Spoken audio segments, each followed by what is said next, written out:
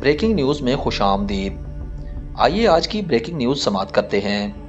زمان park کے باہر police کا دھاوا، سابق صدر ISF نے حملہ ناکام بنا دیا۔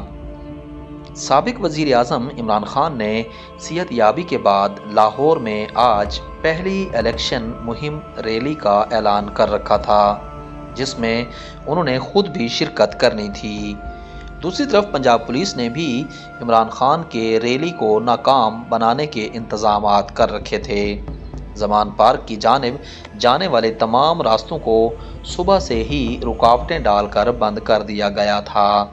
پولیس نے کارکنوں کو منتشر کرنے کے لیے زمان پارک کے باہر کارکنوں پر دھاوا بول دیا، مگر تحریک انصاف کے کارکنوں نے بھی عمیر شوکت کی قیادت میں پولیس پر چڑھائی کر دی اور پولیس کو پیچھے دھکیلنے پر مجبور کر دیا۔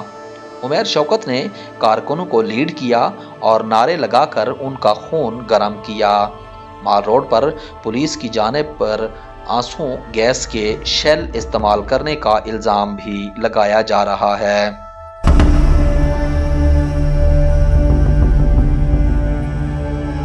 زمان پارک میں پولیس تشدد سے PTI کارکن جاں بحق ہو گیا۔ عمران خان نے بڑا اعلان کر دیا۔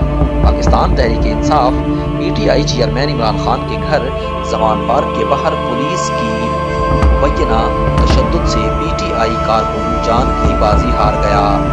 جاں بحق کارکن کی شناخت علی بلال عرف ذلِ شاہ کے نام سے ہوئی ہے۔